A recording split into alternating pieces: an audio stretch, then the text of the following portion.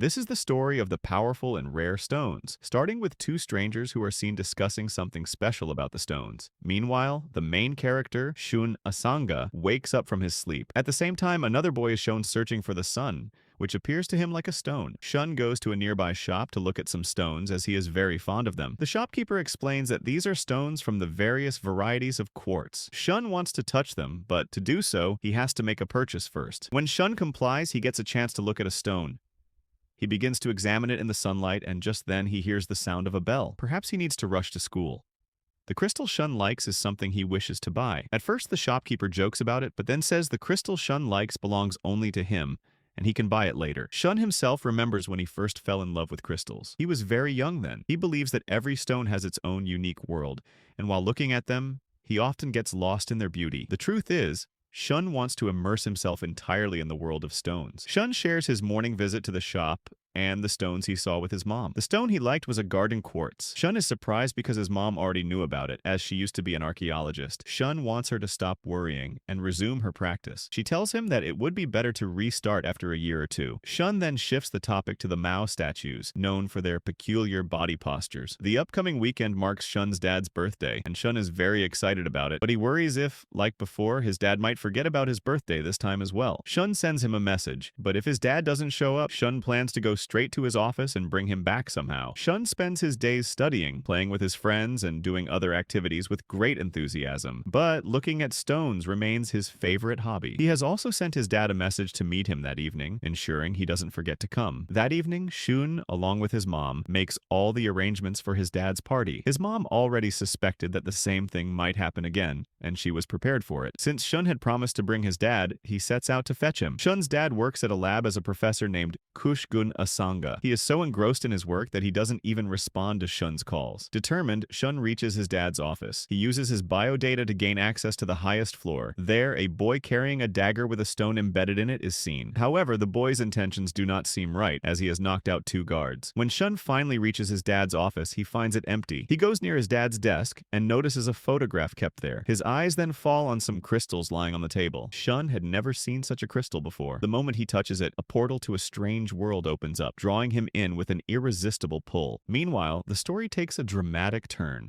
Emilio, seeking revenge for his father, faces off against Balisona. Despite his anger and determination, Emilio's strength pales before Balisona's overwhelming power. When Balisona strikes, Emilio feels his end is near, but to his surprise, Balisona spares him, saying, "If you've come to kill me, at least face me properly, or leave." Afterward, Balisona imprisons Emilio in a dark cell. In his solitude, Emilio often reflects on his childhood and memories of his father, who he deeply admired. Emilio believed he could only compare himself to his father if his father became king. One day, Emilio discovered that Balisona was his father's sworn enemy, a truth everyone had kept hidden from him. Power struggles always lead to chaos, where even brothers turn against each other, and Emilio's experience with betrayal was no different. Whenever he saw Balisona, Emilio felt an uncontrollable urge to end him. One day, exhausted and trapped in his thoughts, Emilio suddenly sees a flash of light. Out of it falls Shun, landing on the floor. Startled, Emilio asks, "How did you get here?" Shun, equally confused, responds, "I don't know. This is my first time seeing this place." Shun initially assumes Emilio to be just another prisoner, but when Emilio asks, "Are you from Earth?" Shun begins to wonder what kind of world Emilio comes from. Emilio warns Shun, "If the soldiers catch you, this will be your last day." Before Shun can process this, guards appear and point swords at him. Terrified, Shun suddenly feels a relic emerge from his chest. Emilio urges him to use it. With just one strike, Shun eliminates all the guards, cutting through walls in the process. This gives Emilio a chance to escape. Back on Earth, Shun's dad discovers the crystal missing and receives a call from Shun's mom about their son. Meanwhile, Emilio and Shun plan their escape. Emilio has a plan, but Shun is skeptical. Carrying a sword he barely knows how to use, Shun asks Emilio how to put it away. Emilio advises him, "Take a deep breath, and your weapon will disappear." For Shun, all of this is entirely new. Emilio manages to drag Shun out, but their escape is not easy. They encounter a man with a lion's crown, a guardian called a Jujin, working for Balisona. Emilio advances to fight with his weapon, but he can't handle it alone. When he asks Shun for help, Shun hesitates, saying, "I don't even know how to activate my weapon." When Jujia advanced towards Shun, mistaking him for being weak, Shun's weapon, seemingly out of fear, extended outward, surprising even himself.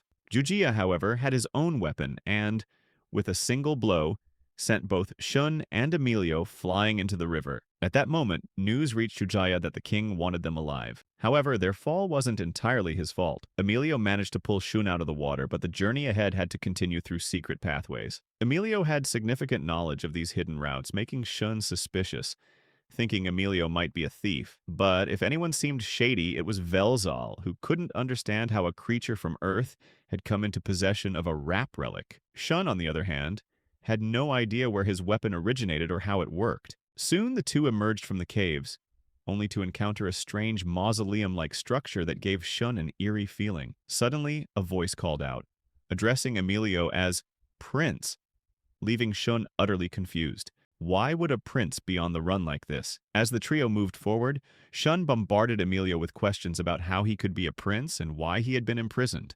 Emilio admitted that he could have escaped alone, but had chosen to save Shun instead. Without elaborating further, he insisted they keep moving since dawn was approaching. The next morning, they reached the edge of the city and paused for a moment. Shun looked toward what he assumed was the sun, only to realize it was a crystal glowing brilliantly. The two introduced themselves properly here, with Alicia sharing her name and the names of her pets. She, too, was curious to know if Shun was truly from Earth. Her constant questioning soon began to irritate Shun, who himself was still struggling to understand what was happening around him. Meanwhile, Emilio decided they needed to find a safe hiding place quickly. Back at the castle, Belgian soldiers searched everywhere for Emilio but couldn't find him. They were also after the boy rumored to have the rap relic. Jugia claimed he had seen Emilio and his companion fall into the river, but doubted they had perished so easily. Belzona, however, might have an idea about where they could be hiding. Alicia suggested they head toward Pashal. Along the way, Emilio and Shun encountered feral boars. Emilio charged at them, and his rap relic, Flario, activated into its ultimate form, surprising Shun. With one kick, Emilio took down one boar, but more soon appeared. Shun had no choice but to fight as well. Just as they thought they had gained the upper hand, the two were trapped in a net by an unknown enemy. In this precarious situation, Emilio discovered secret weapons stored nearby that could help them escape. Shortly after, Pascal arrived, appearing thrilled to meet Emilio, but also sensing they would need help. Emilio quickly denied being friends with Shun. Shun, unfamiliar with these treacherous jungles, struggled to adapt, but Pascal believed his traps were the deadliest around. Upon learning that Shun was from Earth, Pascal was equally astonished. Pascal's home wasn't particularly comfortable, yet he invited Shun to sit while he himself rested elsewhere. Shun found himself mesmerized by the crystals lying around, while Pascal offered a feast prepared from the hunted animals. Alicia worried about Pascal's health, as he often fainted from weakness. Meanwhile, Shun grew increasingly annoyed by Emilio's bossy attitude. Watching their arguments, Pascal remarked that, at the very least, they were together. Belzona's trackers, including a skilled cat-like hunter, had set out to find Emilio. At Pascal's home, a special dish was prepared for Shun. The food was so expertly cooked that even a reluctant eater would find it delicious. Alicia even made Shun eat a frog to settle a bet. During dinner, Pascal asked Shun about his story, and Shun explained how a simple crystal had drawn him here. Shun desperately wanted to return home, worried about his parents being left hungry and anxious. Pascal showed him a map that revealed the interaction between Earth and their current location. They were beneath the Earth's surface where light entered through the North Pole. This light diffused across their bodies via add-mass, making Andorra shine like the moon. Andorra had no moon, no changing seasons, and was kept a secret from Earth. It had no religions either. When Andorra was created, a few humans were brought here from Earth. Pascal revealed that he had read about all this in an ancient book.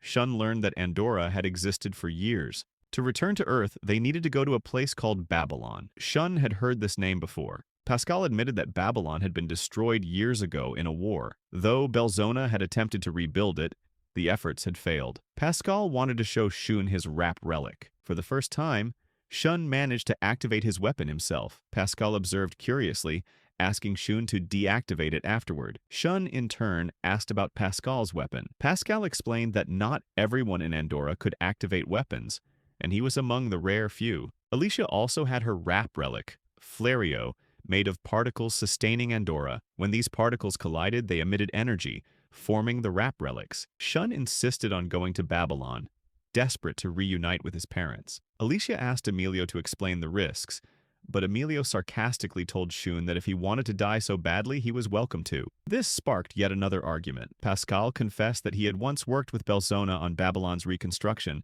but had become his enemy due to some other scientist's interference. Since then, Belzona had labeled Pascal a traitor.